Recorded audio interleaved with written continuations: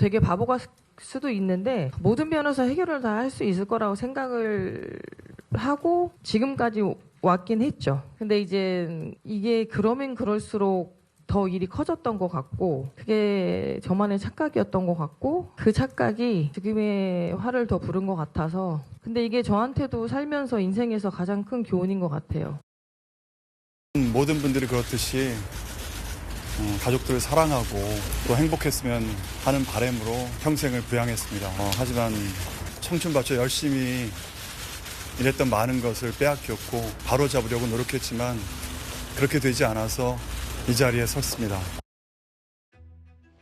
화면 속의 주인공들입니다. 최근에는 박세리 감독, 그리고 그 전에는 방송인 박송씨까지 가족 문제가 논란이 되면서 해당 법에 대한 사회적 관심이 커졌습니다. 이 법이 뭐냐? 오늘 대법원이요. 사기, 횡령 등의 돈 범죄를 저질러도 가족이라는 이유로 처벌하지 않는 친족 상돌에 이게 헌법에 어긋난다는 판단이 나왔습니다. 허주연 변호사님.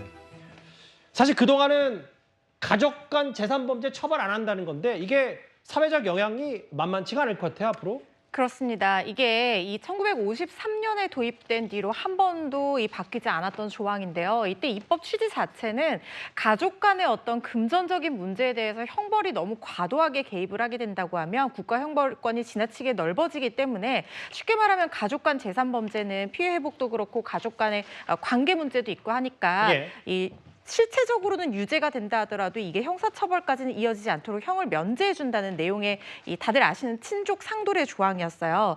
이번 판결도 입법 취지 자체에 대해서는 인정했지만 지금 328조 1항 그러니까 직계열 쪽이라든가 배우자라든가 이런 특정한 친족 관계가 있으면 무조건 형을 면제하는 거는 피해자 입장에서 보면 너무 가혹하다는 거예요. 피해자의 재판 절차 진술권 그러니까 재판에서 내가 얼마나 피해를 받는지 얘기를 할 수 있는 권리라든가 아니면 요즘에 특정경제가중처벌법 50억 이상으로 문제가 되는 경우도 있는데 그런 경우까지 피해 보기 쉽다고 보기도 어렵고 특히 뭐 특수절도라든가 이런 경우에는 여러 사람이 합동을 한다라든가 무기를 쓴다라든가 뭐 협박, 폭행 이런 것들이 수반되는 경우들도 있는데 이런 경우까지 형을 일률적으로 면제하는 것은 합당하지 않다라고 봐서 헌법 불합치 결정이 71년 만에 난 것이고요.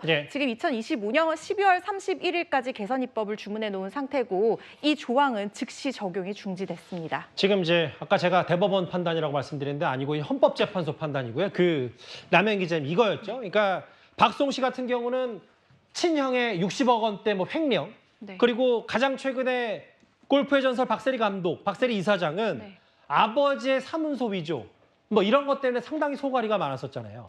네, 굉장히 이걸 받아들이는 대중들의 입장에서도 충격적이었는데요. 왜냐하면 박수홍 씨 같은 경우에는 워낙 가족에 대한 얘기를 많이 했었습니다. 심지어 같이 기자들과 만나는 자리에서도 친형이 매니저였기 때문에요. 자연스럽게 소개를 했었고 나의 모든 것을 다 봐주는 형이라고 굉장히 애착을 드러냈고요. 심지어 어머니와 아버지 같은 경우에는 예능 프로그램을 통해서 굉장히 많은 모습을 드러냈잖아요. 그런 박수홍 씨였기 때문에 이번에 횡령 사건에 대해서도 굉장히 충격이었고 박수홍 씨조차 이런 것을 밝히는 것을 굉장히 괴로워했습니다. 박세리 씨 또한 마찬가지입니다. 박세리 씨 같은 경우에는 지금의 박세리를 만든 건 아버지라고 얘기하거든요. 본인도 그렇게 얘기를 하면서 사실 이렇게 금전적인 문제가 있을 거라고는 사실 아무도 생각하지 못했었거든요. 근데 이렇게까지 기자회견에서 울면서 얘기를 했던 박세리 씨의 모습을 보면요. 와, 그동안 정말 힘들었었구나. 진짜 마지막 단계까지 왔기 때문에 본인이 먼저 얘기를 꺼내지 않았느냐. 굉장히 두 사람 모두 고통의 시간을 보낸 것으로 알려져서요. 굉장히 안타깝습니다. 가족 돈이 내 돈이냐 이런 이젠 처벌 대상이 됐다는 헌법재판소의 판단 얘기까지 만나봤습니다.